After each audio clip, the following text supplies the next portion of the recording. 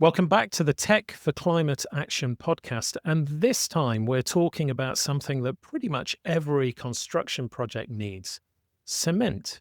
I'm delighted to welcome Rob van der Meer, who is from Cement Europe. And Rob, we know Cement Europe by a slightly different name. Tell us a bit about what you do and also this change in name of your organization. Thank you. Cement Europe is the name of the association of the cement industry in Europe. In the past, it was Cembureau.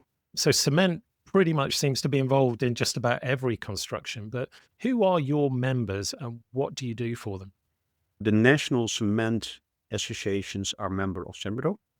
And behind the cement associations, there are the cement companies. There are major companies, big companies, international level, but there are also much smaller companies. Cement is a powder. You don't see it. Normally, you are living in a concrete building. You are driving on a concrete road. The train is running on concrete. So when you have cement, you combine it with aggregate water, and that together forms the material that we call concrete. And together, when you combine concrete with other materials, you have a construction like a house or a bridge or a railway. Fundamentally, it's very important to say there is not much that is built without concrete. Durable constructions are all built in concrete, and for that you need cement. We produce and use in Europe about 200 million tons of cement each year. 200 million tons is a lot, to be honest. That is really big volume. But the rest of the world in total is about 4 billion tons of cement. So we are small. Important to mention is that cement industry in Europe is, compared to the rest of the world, quite modern.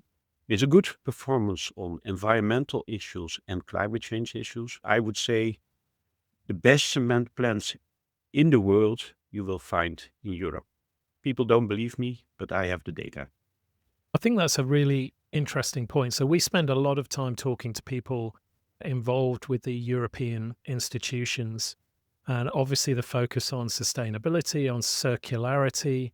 This is one of those areas where innovation as well plays a role, and perhaps you don't normally associate cement and building materials, particularly with innovation. I know you've got a cement action plan, which kind of dovetails or connects to what the European Union is trying to do. Just tell us a little bit about where you are in terms of climate change. Yeah, that's a good point. I think that is important to keep in mind when we are talking about reduction of the CO2 emissions, because that is the major impact of the cement industry in climate change. The reduction of CO2 emissions is based on, we call it the 5 Cs, so 5 pillars. It is based on reduction of the CO2 emission in the production phase, first of clinker and then cement. Clinker is the intermediate product. It's about the use of cement in concrete. It is about the use of concrete in construction. And the last element is the recarbonation, because concrete absorbs CO2. It's quite difficult to understand, but during the lifetime of a building, of a construction, concrete is absorbing slowly, but it is absorbing CO2, and that is stored forever. Now, back to the point, innovation. We are working on new fuels, new materials to be used as fuel in the cement production. Biomass fuels, especially. These are carbon neutral, and that's an important step. But also alternative fuels from waste materials like plastics or carpets or whatever. Sewage sludge, for instance. The wastewater is treated. The resulting materials is sewage sludge, which is a sort of mud, components in it that are very interesting for cement industry. And these materials are also climate neutral. One of the challenges that we have, and I would say the biggest challenge, is when you produce cement, you have a CO2 emission that you can't avoid. That is coming from the raw material, limestone. And when you process the limestone, you have a process emission, which is CO2, that is normally emitted. You have to capture that. Otherwise, you can't reduce it. You can reduce it a little bit, but that does not bring us to zero. So we have to capture CO2 in many of the cement plants in the future to reach carbon neutrality. That CO2 captured can be used for other products, for instance, fuels, or for even carbonation of the concrete. I mentioned that before. So for carbonation of concrete, it can be also used for geological storage in underground geological formations like oil fields and gas fields. Now, that is a technology being developed in Norway, for instance. There is the first cement capture plant operated on a global level, and they capture the CO2 and is stored in the North Sea underground. And it's permanently stored, so it's not just something for 10 years or 20 years, it's forever. The question then, and the innovation is, how do you capture that CO2? Which technologies do you apply? And what do you do with that CO2 that you capture? So there are different technologies, different processes for using the CO2 or storing the CO2. I'm in the cement industry on climate change more than 20 years. And when I see what happened in the last 5, 6 years on this is really remarkable. But I want to go back, if I'm allowed, I want to go back to one of the other issues, because you also can replace the CO2 intensive part, which is clinker, by alternative materials. So in fact, to improve the CO2 performance of the product. The challenge is that the availability of these materials, we will not have coal-fired power plants anymore in the future. They are stopping everywhere. So it means that fly ash will not be available in the volumes that we see today. We need other materials. And that is an investigation that is done by research institutes, by small companies working on new materials, all very promising. The challenge in all these materials is the scalability. Because then I go back to the question, how much do we produce? It is 200 million tons a year. And Mhm. producing 1 kilogram, okay, nice. Producing 100 kilogram, okay, already a little bit bigger. But producing 1 million tons of a product, that is huge. And that is also the point in all these discussions on new materials. Everyone is coming with beautiful new stuff and new material, and the science is promising everything. The scalability, that is the key issue. Can you really scale up from that 1 kilogram, perhaps 1 ton, to 1 million ton? And that is the biggest challenge in the discussion, also in Europe, because we don't have raw materials all the time available. So it is really something that we have to explore and test step by step to find the way and the materials that can be used. In our roadmap, we are promising to go down to 60% clinker to cement ratio. That means that on the raw materials, we will have 50%, 15% reduction from the CO2 intensive part to others. And that 60%, that is the target that we have for 2050. That 60% is limited by simply the availability of the materials. And that is really challenging. So if we have new materials, please come with a new material that is replacing all these stuff. That is the interesting step that we have to make. How can we Yeah. find these materials? And they should be available in a big volume. We are not talking about 100,000 tons, because for 100,000 tons, I do not get awake, I would say. We are talking really about millions tons of material, because that is needed for the cement, also in 2050. Well, we've talked a lot about reducing the CO2 from the process itself, which I think is fascinating. So, clinker, as I understand it, is this intermediate product. How could we replace some of that with fly ash, blast furnace slag, carbon capture and storage? You talked about a little bit in Norway. I guess there's also some new chemistries as well. So, different types of low carbon cement. This is also the innovation dilemma, isn't it? I mean, if you look at any area of climate action technology at the moment, there are some fantastic examples of where new ideas are coming forward, but scaling those ideas, the funding needed to do that, in your case, the raw materials, the resources, is always a little bit tricky. But one area I wanted to ask you about in your plan is the circular economy. So, is there an opportunity to use some of the old concrete for various stages of the process, or for something that's beneficial to the planet? There is a simple answer. All. 100%. So concrete waste can be used completely in the concrete production in the future. There is no limitation on that. The question is, of course, how do you use it? So concrete waste has to be collected and has to be grinded. The clinker in cement can be partly replaced by the concrete waste. The majority of the concrete waste can be reused in concrete and will replace virgin raw materials, virgin aggregates as sand and rocks. So back to the question, can we do it? Yes, 100%. There is no need for landfilling concrete waste at all. The question is always in this, is it from an economic perspective, does it make sense? And today, that is the real challenge. So there are countries where we see quite a high concrete waste recycling rate.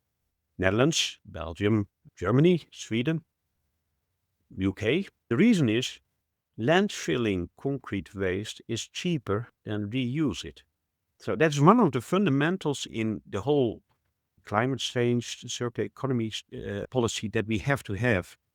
How do we get better processes at the end economical, viable? When does it make sense? The investments cost a lot of money. If that is not in some way coming back to the process where it's done, then it's very difficult to make a business model out of it. Now, for one plant, say the example in Norway, you can have a business model without real price for the recycling, reuse, for this carbon capture. But for the 200 million at the end, we have to have a business model that fits to the needs of the society. And I think that is one of the hurdles that I see as a major issue. Who is going to pay? Well, let's talk about these key enablers for delivery and who's going to pay. The European Union has set out, as it often does, various roadmaps, processes, strategies. You have a roadmap as well. I know we were talking earlier about the issues with permitting, with regulatory frameworks, also funding, so public-private partnerships, these kind of issues. Where do you see the balance shifting so that we can deliver more of these innovative new solutions? We have a roadmap, and the roadmap aims at and targets carbon neutrality in cement production in 2050. To be honest, we are the most ambitious sector, not only in cement, but on the energy intensive sectors. So we will reach carbon neutrality in 2050 in Europe, in the cement production, which is nice. But to reach that, we need electrical energy. That's one. So we need power plants, and that can be renewable power. We need 2 to 5 times as much power in the future. We need fuels, especially waste fuels, because we will not use fossil fuels, or nearly no fossil fuels will be used at that time.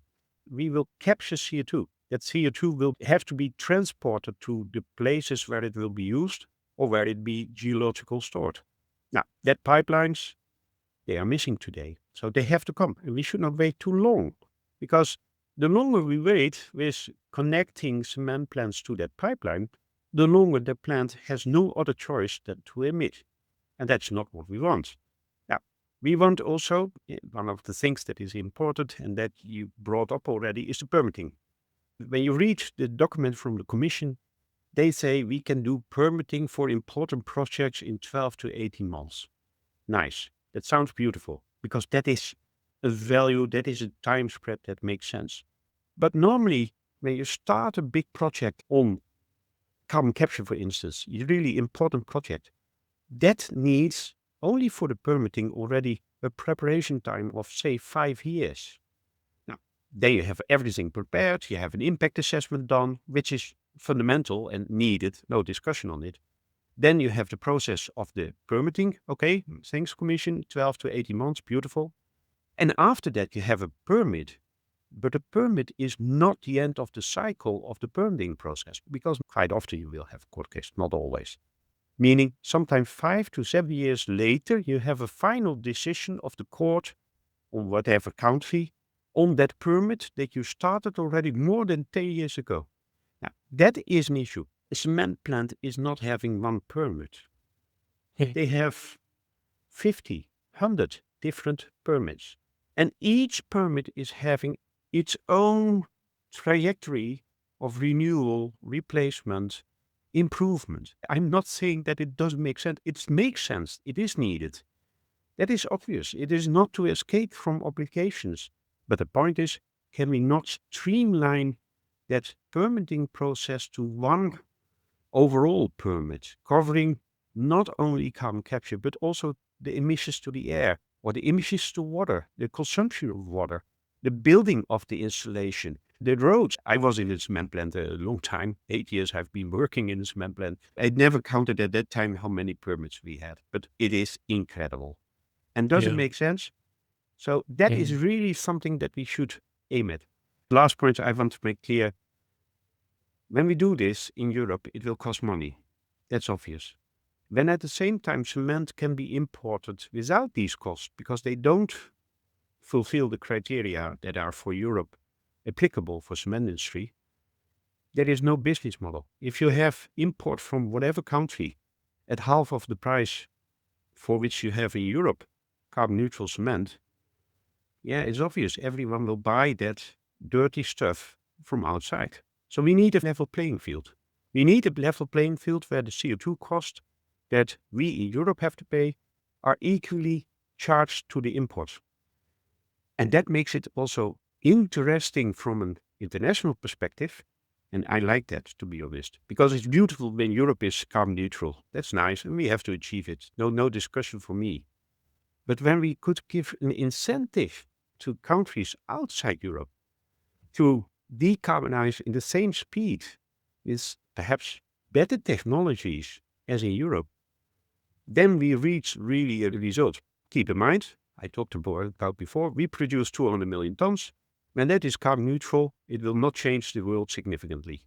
But when the 4 billion tons of cement that is used on global level is decarbonized, we have done a good job. That's my aim. It's a very interesting point that you make. I want to bring you back to national governments and also the European Union. So, what role does public procurement have in all of this? Can you, in some way, incentivize the right kind of behavior? And where are we on that journey? Are you starting to see that, or is it still a kind of vision for the future? This is a very tricky question, of course. Now, starting with facts, that's easy because 30 to 50% of the cement production in Europe is used by governments or for governments, so by contractors that are building for the government. So there is a huge potential for governments to have an influence on the cement and on the concrete industry. Most of these projects, most of the funding of projects is based on the lowest price. That is the fundamental thing, and that is understandable because it is public money. So a public project is checked always on, is the money spent in the right way, on the right place, and can't we do it in a cheaper way? When it's about low carbon cement, that is an issue. Low carbon cement is in general not cheaper. Certainly not when we use breakthrough technologies. So that is a challenge. How can you bring low carbon cement in the market? So there are two challenges in this. One, we have a big customer, 30 to 50% of the cement market, that is having an influence. And second, is that customer willing to pay the additional fee for low carbon? But there are two different departments. The finance department wants to have the lowest price, and the environmental department wants to have low carbon. What is happening in Europe, and that's the good news, is that they are looking at public procurement and how do we get low carbon products into that public procurement by the governments. It is a challenge, to be honest. It is not easy because what I said, low carbon cement is not for free. Low carbon cement normally will have a higher price. That should be a reasonable price. It is not to make money, but it should be based on what is happening. So public procurement needs an incentive on this. And just to give an example, some time ago I was in an event in the Netherlands. I'm from the Netherlands. I was able to present our roadmap. And the question from the concrete people, who is going to pay for that CO2 and for that reduction? And the answer is you all. You all will have to pay. And then the government of one of the provinces in the Netherlands said, we are willing to pay €5 per ton. per cubic meter. But that is not what we need. It will be much higher. To decarbonize the cement industry, we are talking about big volumes of money. And that is not available through funding, subsidies, innovation fund, or through that premium on the price. So I want to ask you as well about product standards. I've come across a few different products over the years. I remember most recently looking at something called hempcrete and the fact that it reduces damp when it's used in construction. And I remember thinking, yeah, but how do I know what I'm buying is good quality other than reading a Google review or doing an internet search? One of the ways, particularly that the tech industry, but I think pretty much every industry does this, is to have quality standards that can drive innovation and scalability. If you want to come and sell your products in Europe, you need to have the right quality standard, both for interoperability potentially, but more particularly for quality and assurance. And that stops the cowboys, the people with those very cheap products coming in. I just wondered if that's part of your roadmap and also where Cement Europe stands on encouraging standards like that. Cement standards in Europe are quite old. My former boss was at the start of that more than 30 years ago, and he was proud when he could announce that the cement standard was released in 1991. It means that when you buy a cement that is conform to cement standard, that the product has the quality that you wanted to have, because you want to be able to jump on the floor without collapsing. In that cement standard, the environmental impact, the climate change impact was never considered 30 years ago. Environmental was an issue, but not for cement production. Now it is, rightfully. We have now already new cements standardized that are much better in performance than before. Someone that buys cement or better buys concrete can be guaranteed that the product is good, that it fulfills the criteria that you normally want to have for a building. And on the other hand, that you are sure that you have chosen the right product from an environmental, climate change, social aspect. Now, that is trajectory not easy. And the reason that that is not that easy is, again, the fact that we are talking about big volumes. And second element is we are talking about a product that lasts 200 years. And to last that 200 years, you have to know when you bring a new product on the market that it will last that 100 years or 200 years. And that is a real challenge in this discussion. It is not just pushing a button and say, okay, we change standard into performance-based standard and we only look at the environmental or climate change parameters. We have to look at them all. On the one hand, the volume, and on the other hand, the timeline of the use of that materials. That is, for me, the biggest challenge in these discussions on standardization. We have quite a large audience of policymakers who listen to this podcast and also come to our events. And I know that part of your cement action plan is providing a tool for conversations with policymakers. What message do you have for policymakers within the European Union in conjunction with your cement action plan? Make the innovation feasible. That would be my message. Energy, electricity. I was talking to a cement plant in Germany. They have a trajectory for increase of the capacity of electricity of 10 years. Means they have to stop 10 years in developing a new project. And in the same country, also Germany, it was about the CO2 pipeline. They said we will have the pipeline in 2038. Okay, thank you. That means that everything is stopped till 2038? No, they will continue. But the major step that they want to make will stop till 2038. Now, public procurement, the same. We have to get that power of the public procurement in this discussion. How do we get these finance ministers accepting low carbon cement with all the consequences? How do we get that? Not because we go to the government and say it will cost 10% more. That is not the message. And the last one, perhaps the fundamental one, is how do we create a business case for these materials, for this product? If that meaning imports, exports, how do we manage that?